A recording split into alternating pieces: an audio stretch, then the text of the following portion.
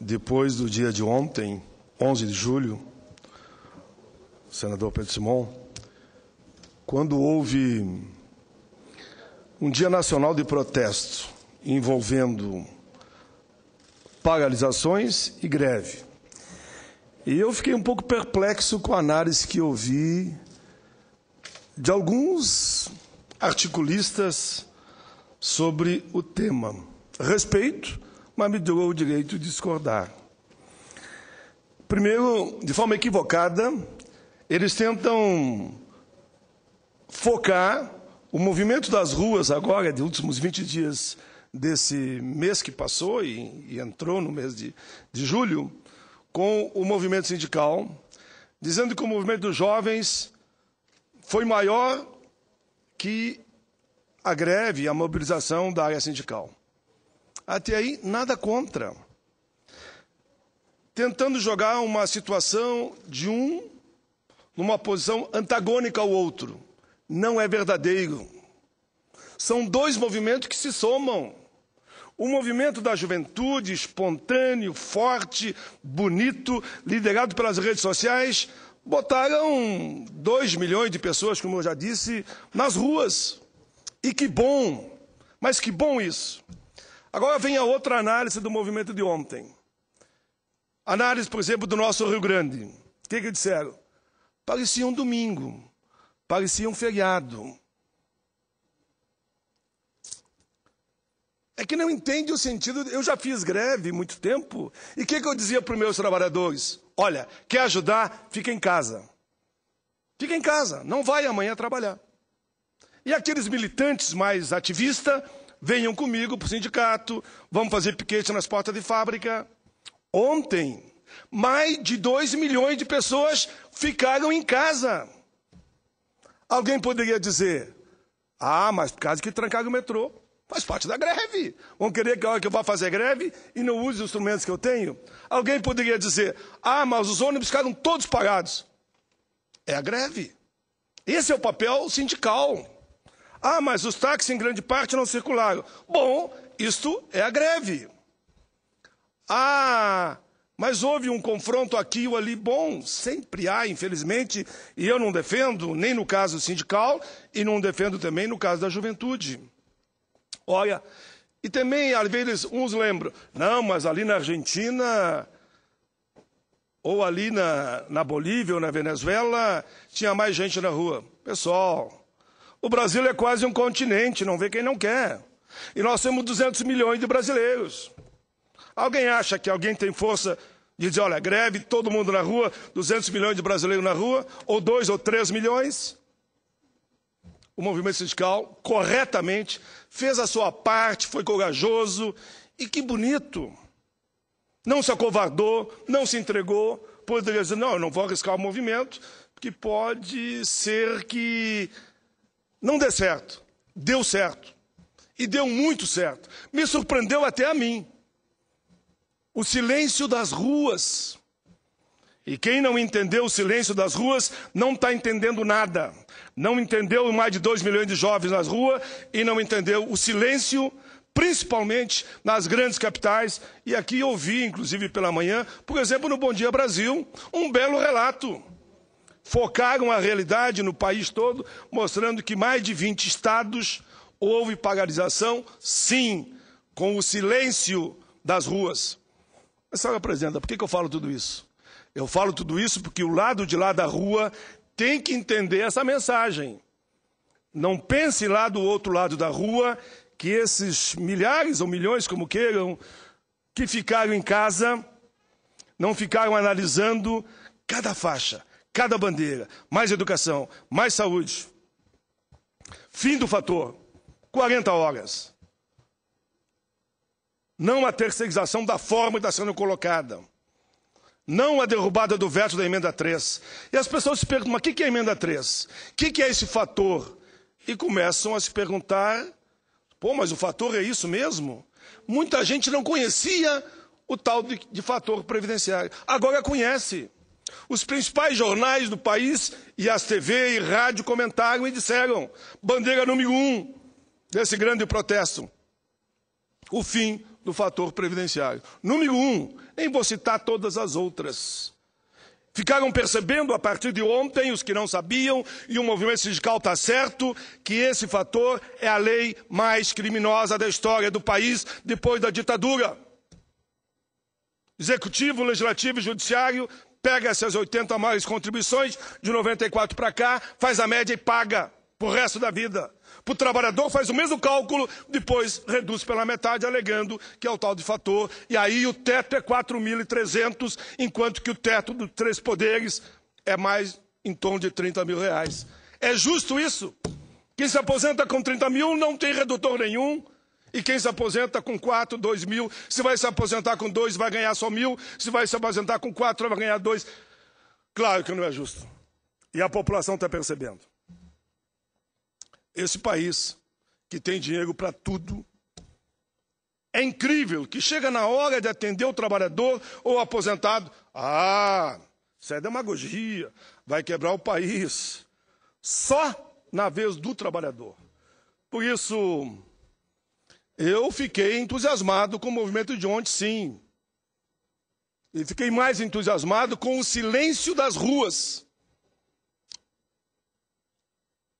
Repito, se somarmos todo o país, com certeza, mais de 2 milhões de pessoas ontem não foram para o seu local de trabalho. É uma forma de protestar, é uma forma de dizer, queremos sim mais dinheiro na saúde, na educação. Estou repetindo aqui, queremos o fim do fator, queremos uma política decente para os aposentados, não queremos a precarização.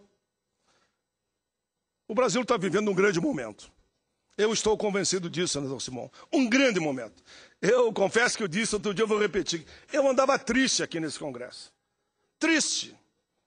O meu sonho era ver o movimento se mobilizando, fazendo atividades e dizendo o que concordava e o que discordava.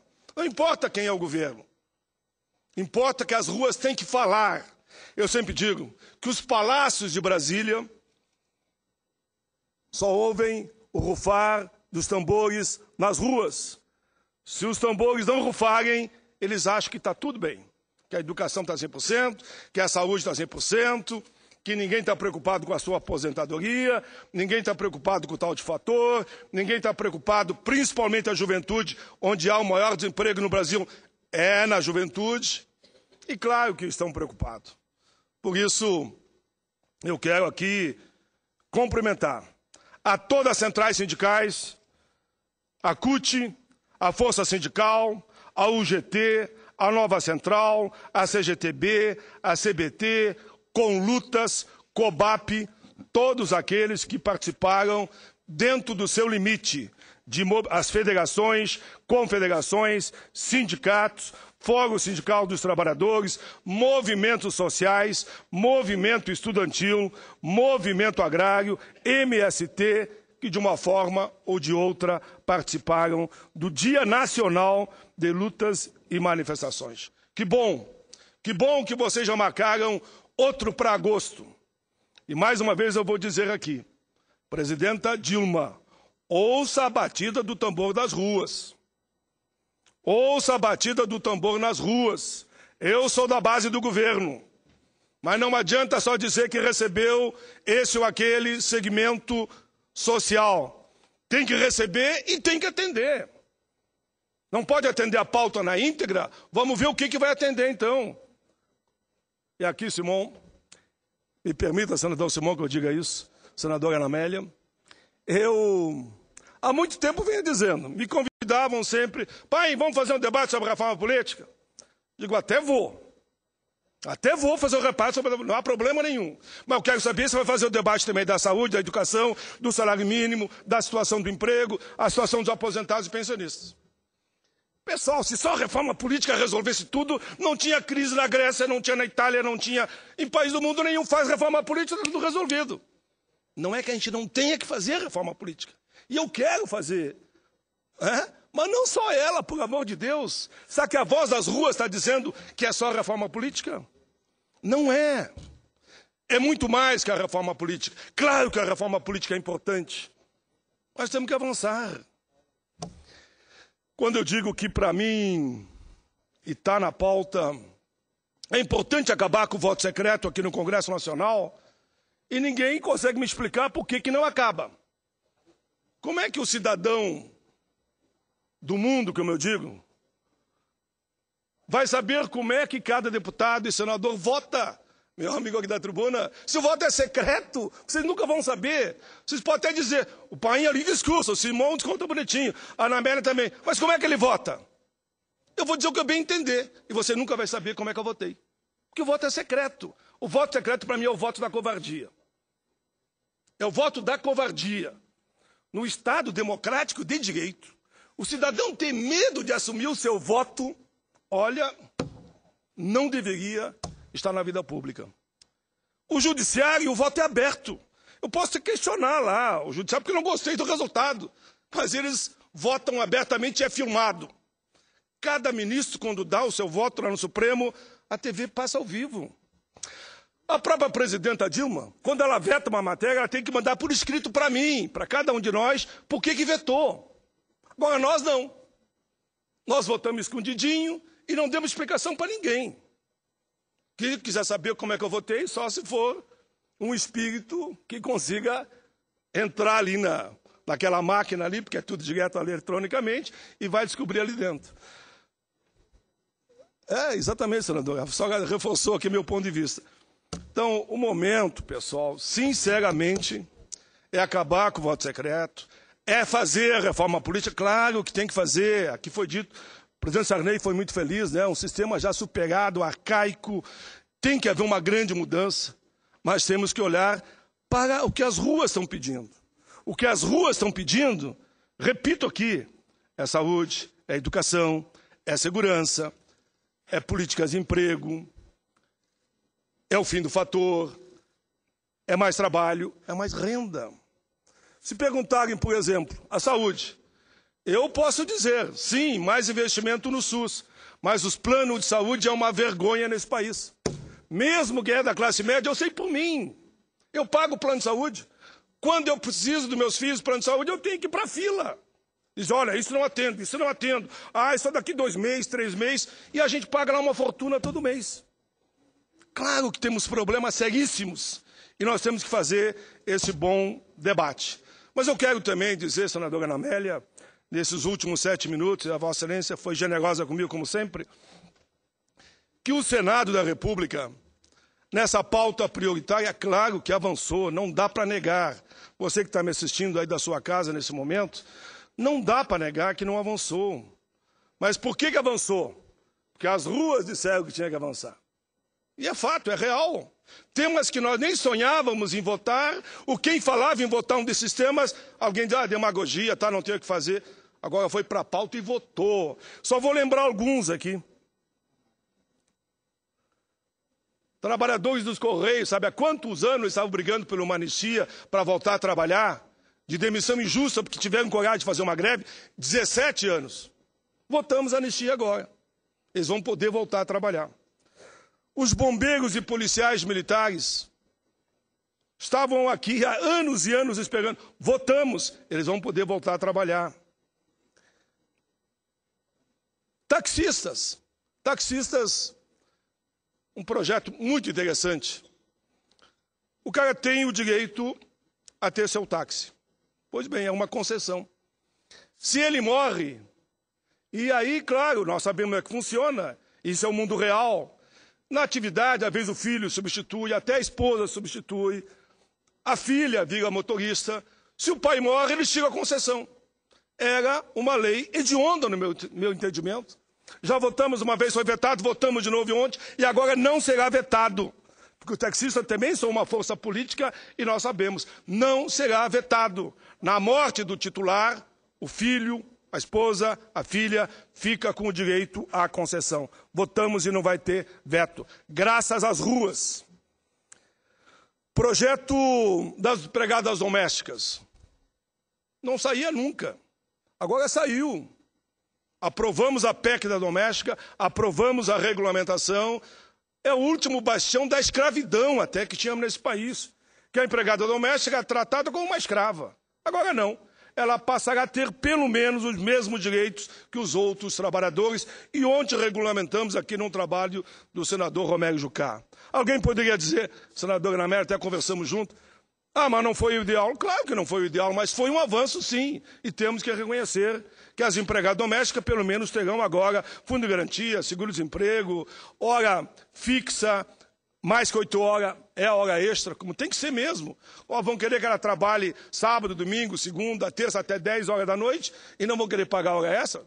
Eu sei que Vossa Excelência sempre pagou, como eu paguei, o senador Simão sempre pagou. Então, assegurar o direito das domésticas foi um avanço, sim, fruto da pressão popular. Punição aos crimes de tortura, aquele belo projeto que aprovamos aqui também, que veio lá da Comissão de Direitos Humanos. Corrupção, crime hediondo. Há quantos anos lutávamos? O senador Simão, Vossa Excelência, foi um dos que mais levantou essa bandeira ao longo da sua vida. Aprovamos também aqui, enfim, aprovamos.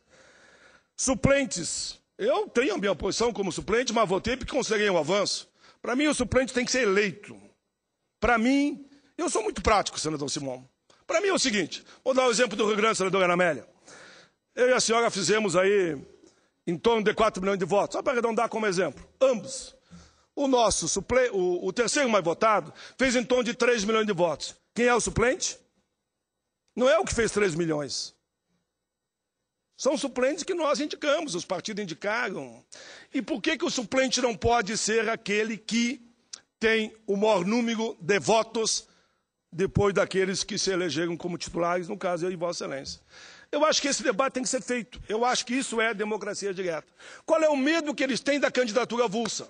Apresentei em 2005 ainda um projeto permitindo a candidatura avulsa, mas qual o problema? Nós que temos nossos partidos, claro que vamos querer ficar dentro do partido, por causa da máquina, da militância, que nos ajuda. Mas agora, por exemplo, se tem alguém do movimento do meio ambiente que quer lançar uma candidatura, por que não? Qual é o problema? Candidatura avulsa. E tem na Itália, e aqui me visitou um tempo atrás, um senador da Itália, que é senador que se elegeu pela candidatura avulsa. Existem inúmeros países do mundo a candidatura avulsa e não traz prejuízo nenhum para os partidos. Por isso que a democracia direta, para mim, eu acho muito, muito interessante. Bom, enfim, senhora presidenta, eu quero aqui mais uma vez destacar que a mobilização que houve no dia de ontem, greves parciais, foram bandeira número 1, fim do fator, 2, 40 horas sem redução de salário, 3, saúde, 4, educação, 5, segurança, não terceirização da forma que estão propondo, e não a emenda 3 mantendo o veto. Quero também aqui cumprimentar o senador Rodrigo Hollenberg, que a sua PEC vai facilitar a proposta de emendas populares. A PEC das domésticas já falei, e quero também dizer que foi agora, nesse período, que a CCJ votou a PEC do trabalho escravo. Eu acho que fomos bem, senadora Ana Amélia, eu estive lá também. Mas ajustamos a prova PEC do trabalho escravo, por quê? Em qualquer propriedade onde o dono da propriedade mantiver sob o regime de escravidão, homem ou mulher, perde a propriedade. Mas só que, na discussão que fizemos lá, eu participei do acordo, nós temos que regulamentar efetivamente o que é o trabalho escravo, para não fazer uma injustiça. Como Vossa Excelência e outros também me mostraram, e eu entendi perfeitamente. Tem que regulamentar, sim. E mesmo aqueles que, porventura, tenham plantação de produtos que venham ser contrário ao interesse de todos nós, que é a questão das drogas. Mas tem que comprovar efetivamente, e aí vai perder a propriedade, tem que perder mesmo. Por fim, eu mais uma vez quero dizer que foi nesse clima que nós votamos lá na comissão também a PEC que acaba com o voto secreto, emenda número 20, que eu já tinha apresentado lá em 2005. Eu achei interessante, só vou comentar rapidamente, que uma época aqui me disseram o seguinte, não, a tua está prejudicada, que foi aprovada uma outra que é só no caso de cassação de mandato. Eu digo, mas a minha é mais abrangente, como é que a mais abrangente cai em relação a uma que é menos abrangente? Daí me obriguei a reapresentar, porque não vou entrar nessa polêmica, já passou. Foi acertado o calendário especial, e eu entendo que a pressão popular vai fazer com que a PEC de combate ao trabalho que acaba com o voto secreto haverá de ser aprovada mais hoje ou mais amanhã aqui na casa. Mas, senhora presidenta, me permita ainda, nesses 3 minutos, eu dizer que aqui eu tenho um informe geral. São Paulo foi grande o movimento de paralisação, Alagoas, Bahia, Goiás, Mato Grosso, Paraíba, Sergipe, Piauí, Rio Grande do Sul, Pernambuco, Ceará, Rio Grande do Norte, Maranhão, Espírito Santo, Paraná, Rio de Janeiro, Minas Gerais. Só citei alguns estados, mas com certeza a lista aqui vai acima, no meu entendimento, de 20 estados. E, por fim, eu deixo aqui registrado, a Vossa Excelência, nos anais da Casa, a minha avaliação da pauta positiva que nós aqui aprovamos, que eu entendo que foi importantíssimo. Quero também deixar destacado que o Estatuto da Juventude, graças também à pressão popular, tive a alegria de relatar na Comissão de Direitos Humanos e Assuntos Sociais, junto com o senador Rodolfo Rodrigues, que relatou na CCJ e na Educação. Lá na Câmara, senadora Manuela Dávila. Aprovamos aqui, pela pressão popular, porque ele estava aqui parado na CCJ, havia um recurso para ele ir para a CCJ, felizmente a pressão popular, conversaram com o senador Renan Calheiros, presidente da Casa, o projeto foi para a Câmara, já foi aprovado e vai ser sancionado. Ou seja, no Encontro Mundial da Juventude, do Rio de Janeiro, que eu sei que Vossa Excelência vai estar lá, senador Simão, eu confesso que eu não estarei, porque o meu filho mais jovem em casa naquela semana, e eu vou fazer um carinho para ele, que ele vai estar naturalmente saindo de casa, mas esse é o destino e a vida, e que bom que ele vai percorrer mais uma etapa da sua vida. Então, não estarei lá com o Papa, mas lá será anunciado que no Brasil o Estatuto da Juventude foi aprovado e sancionado. E é, na verdade, um documento fundamental para a cidadania e que amplia os direitos da juventude brasileira.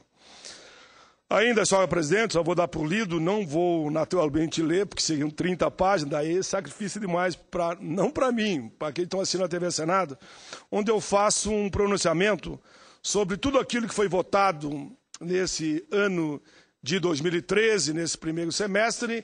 Claro, falo muito dos projetos que apresentei, mas falo muito dos projetos que foram aprovados aqui, de todos os senadores, que eu entendo que é um avanço. E aí sim, esse último pronunciamento, eu faço uma análise do trabalho dos fiscais do trabalho. O trabalho que eles têm, senhora presidenta, e não estou aqui julgando a atividade individual, mas sim coletiva.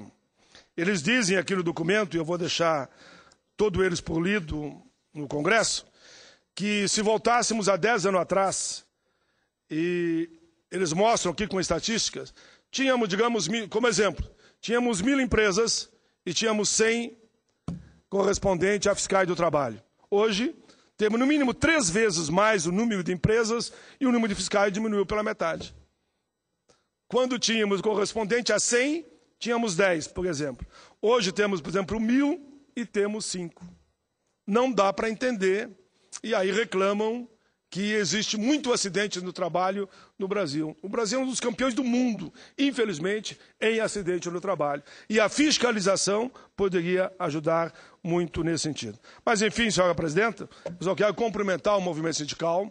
Parabéns a todos os líderes pela ampla mobilização, e o silêncio das ruas foi uma resposta para aqueles que não entenderam ainda que têm que receber os líderes da juventude, dos trabalhadores, dos idosos e pensionistas, por exemplo, que nunca foram recebidos, e não só receber, mas também atender às suas reivindicações. Era isso, obrigado. Uma alegria estar no plenário, terminei mesmo. Com a presença do senador Simão, senadora Ana Amélia, 2 gaúchos, uma gauchinha, me permite o termo, e um gaúcho aqui, que orgulho muito o Rio Grande. E eu falar para vocês dois, e pela TV Senado, pela Rádio Senado para o Brasil, claro que me enche de satisfação. Muito obrigado, senador Simão. Muito obrigado, senadora Ana.